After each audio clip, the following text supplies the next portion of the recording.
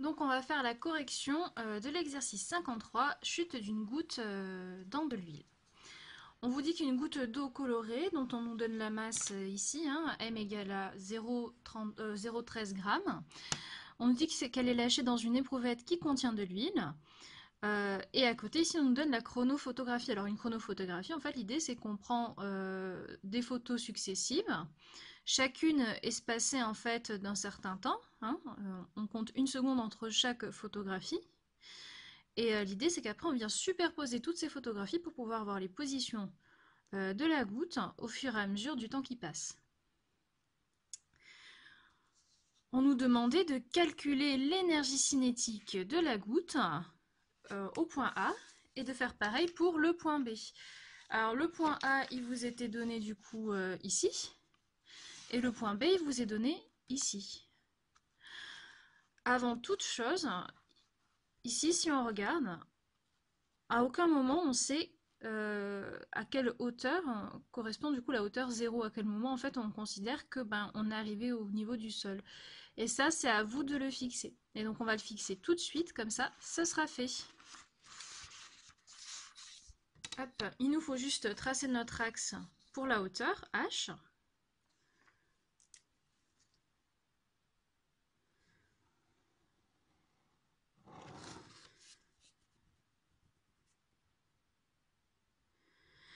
Et déterminer à partir de quel moment on considérera qu'on est au niveau du sol. Ici, ce qu'on peut se dire, c'est qu'on peut considérer qu'on est au niveau du sol quand on a atteint la dernière graduation ici. Hop. Donc on peut considérer cet endroit-là comme étant le 0. Voilà. Pour le reste, après, on n'aura plus qu'à mesurer les distances par rapport, du coup, à cette référence-là qui est le 0. Hop, ça nous servira juste après. Bon, on en est du coup à l'énergie cinétique. L'énergie cinétique, nous, la formule qu'on connaît, c'est l'énergie cinétique au point A qui est égale à 1/2 de la masse fois la vitesse A au carré. On connaît la masse, elle est de 0,13 grammes, ce qui nous donne du coup 0,13 fois 10 puissance moins 3 kilos.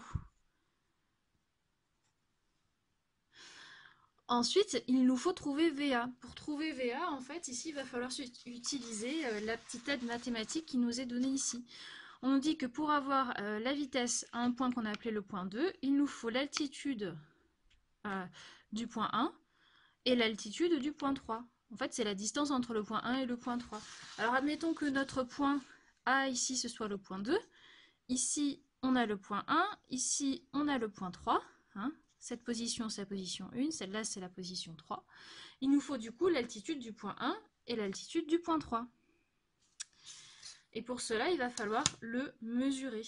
On fait bien attention ici qu'on a une échelle, alors on va pouvoir tout de suite écrire à quoi correspond notre échelle.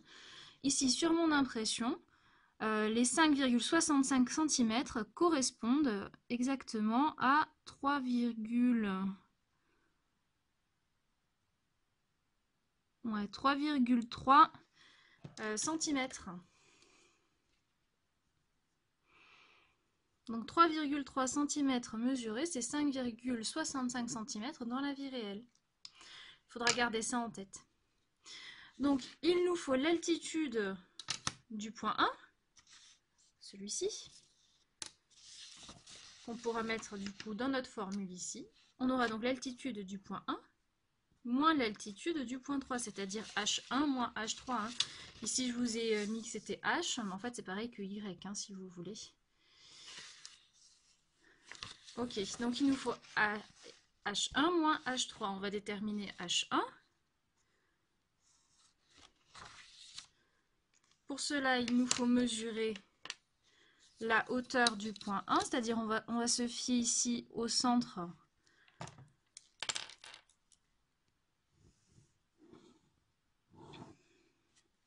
de la goutte.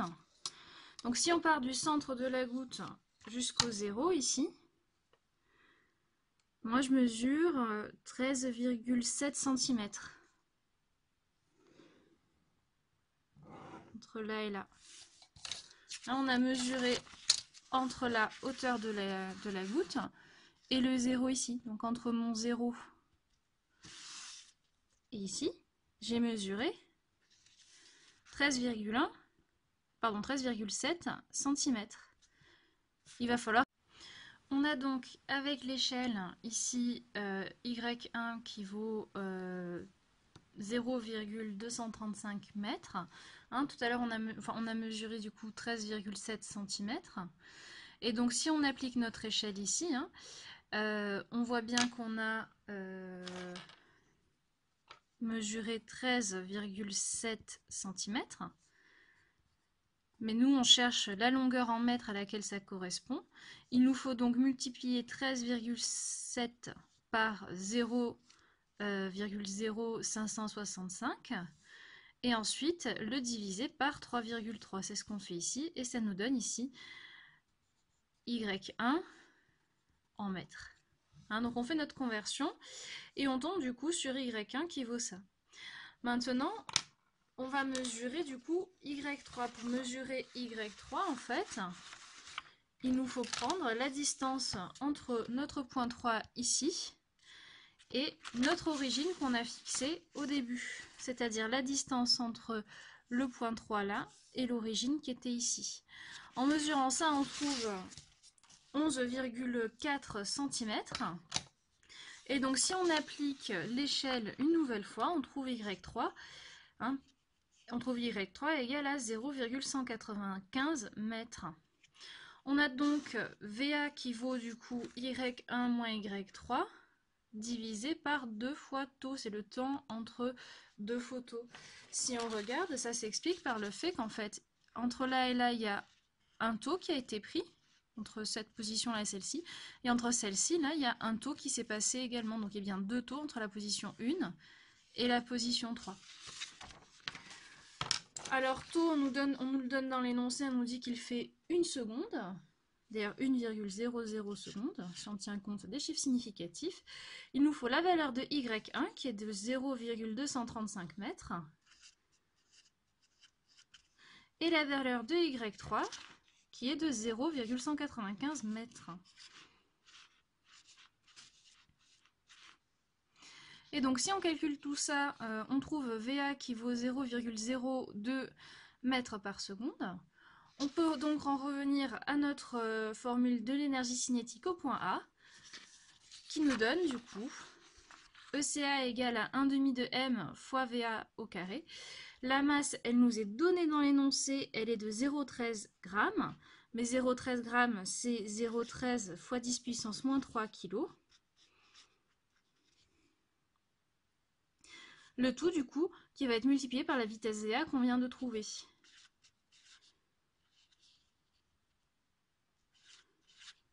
Vous trouvez une énergie cinétique au point A qui est égale, du coup, à 2,6 fois 10 puissance moins 8 joules. C'est une énergie qui est quand même relativement petite.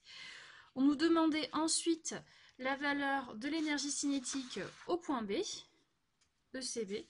Et donc, par le même procédé, en fait, finalement, on va trouver ECB, c'est-à-dire qu'on va se positionner en un point 4 ici et un point 6 ici. On va chercher en fait la distance qui sépare le point 4 du point 6. Pour cela, en fait, on va chercher Y4 et Y6, c'est ce qu'on voit ici. Une fois qu'on a appliqué l'échelle, on trouve ces valeurs-là.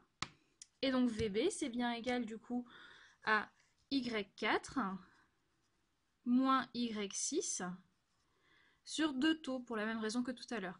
Et on trouve donc que Y4, c'est égal à 0,0548, moins du coup Y6, qui est égal à 0,0154.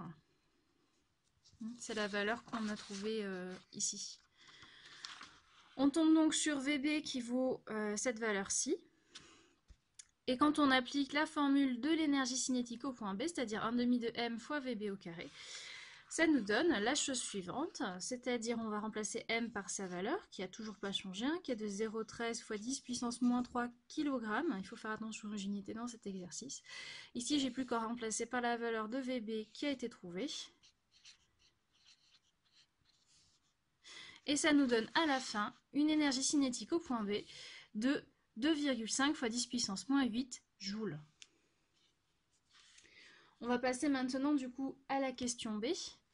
Dans la question B, on nous demandait de calculer la variation d'énergie potentielle entre les points A et les points B. Et donc la variation d'énergie potentielle entre le point A et le point B, eh bien c'est égal à l'énergie potentielle au point B moins l'énergie potentielle au point A. On prend le point final moins le point initial. L'énergie potentielle, on a vu ensemble que c'est m fois g, l'accélération de pesanteur, multipliée par la hauteur ici du point A. Donc il nous faut mesurer la hauteur du point A par rapport finalement à notre origine qu'on a placée. Et alors comment on fait ça? Il nous faut prendre le milieu de la goutte de A qui se trouve ici. Et quand on mesure par rapport à l'origine qu'on a placée, on trouve 12,6 cm. Et alors évidemment, il va falloir encore une fois appliquer l'échelle qui est ici. Et donc c'est ce qu'on fait à cet endroit-là. Donc on a dit qu'on mesurait nous 12,6 cm, fois du coup cette valeur-là, puisque nous on a mesuré 12,6 cm. Et nous on veut savoir ici HA. Et donc on fait ça fois ça, divisé par ça. C'est ce qu'on fait ici. Ici en fait ici on a HA. Ça là, c'est HA. Et donc ici vous avez la masse et ici l'accélération de pesanteur. Et donc vous trouvez l'énergie potentielle au point A qui vaut du coup 2,75 fois 10 puissance moins 4 joules. On poursuit le même raisonnement avec le point B, sauf que cette fois-ci, on mesure pour la hauteur de B 2 cm. Et donc ce que vous voyez ici, là, ça là, c'est HB, la hauteur du point B.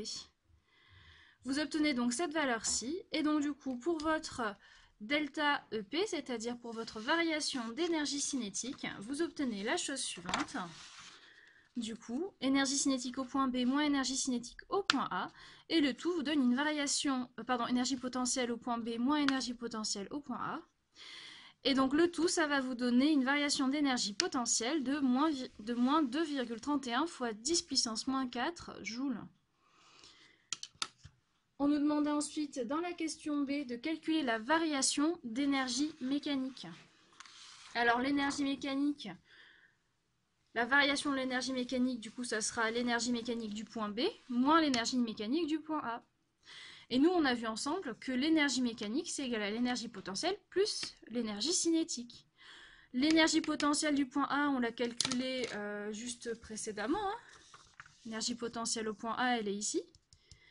Et l'énergie cinétique du point A, vous l'avez calculée en question A. Donc on n'a plus qu'à additionner les deux. Et là, on se rend compte que l'énergie mécanique du point A, elle est environ égale finalement à l'énergie potentielle du point A. Tout simplement parce que si on regarde les valeurs d'énergie cinétique par rapport aux valeurs d'énergie potentielle, à 10 puissance moins 8, elles sont quand même bien négligeables devant les valeurs d'énergie potentielle qui sont à 10 puissance moins 4 en termes d'ordre de grandeur. On peut faire exactement le même raisonnement pour l'énergie mécanique au point B. Ici, on est à 10 puissance moins 5 et à 10 puissance moins 8, mais le résultat ne changera pas. Si on tient compte des chiffres significatifs, on trouve sensiblement la même chose. On trouve en fait EM égale à EP. Tout simplement parce que l'énergie cinétique ici, à cause des valeurs qui sont données, est négligeable. On trouve donc que la variation d'énergie mécanique, c'est environ égal à la variation d'énergie potentielle. C'est-à-dire que si EMA c'est égal à EPA et que EMB c'est égal à EPB, finalement quand on fait l'un moins l'autre, ça nous donne bien du coup EPB moins EPA. C'est ce qu'on trouve ici. Et donc là, vous n'avez plus qu'à reprendre la valeur que vous avez trouvée juste avant. C'est-à-dire celle-ci. On a donc notre valeur d'énergie mécanique, qui est de moins 2,31 fois 10 puissance moins 4 joules. Et on va pouvoir passer à la question C. Dans la question C, on vous parle un petit peu des forces non conservatives.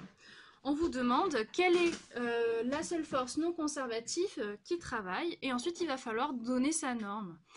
Donc première des choses à faire ici, c'est on fait un peu le bilan de ce qu'on connaît. Nous on connaît la variation de l'énergie mécanique.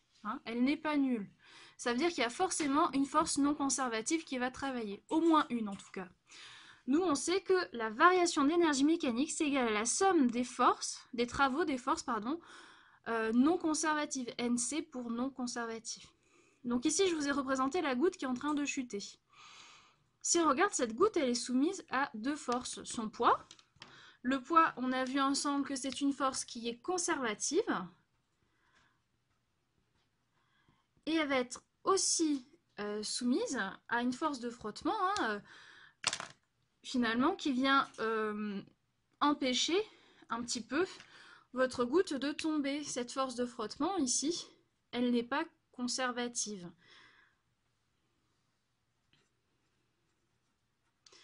Donc la seule force non conservative, donc la seule force qui n'est pas conservative ici, c'est votre force F. Vous avez donc la somme des travaux des forces non conservatives qui devient finalement le travail de la force F sur le trajet AB. Vous avez donc la variation d'énergie mécanique qui est égale à ça. Or, nous, on sait que le travail de F, ça va être égal à la norme de F fois la norme du vecteur AB fois le cosinus entre les deux. Hein? Et donc, si on représente ça, on a ici la force F, ici le vecteur AB. L'angle entre les deux, c'est l'angle θ, il vaut 180 degrés. On sait que cosinus de 180, ça nous donne moins 1. Vous avez donc le travail de la force F sur AB qui vaut moins F fois AB. Bah, ça tombe bien, F, c'est ce qu'on recherche, c'est la norme de notre force non conservative. Et donc, vous allez obtenir la chose suivante. La variation d'énergie mécanique égale à moins la norme de F fois AB. Et donc, F, c'est égal à la variation de l'énergie mécanique divisée par moins AB. Si on remplace tout par les valeurs, on obtient 1,27 fois 10 puissance moins 3 newtons. Ici, vous remarquez, on a calculé moins AB. En fait, là, vous avez la distance entre le point A et le point B qu'on a mesuré. Et ensuite, on a juste appliqué l'échelle.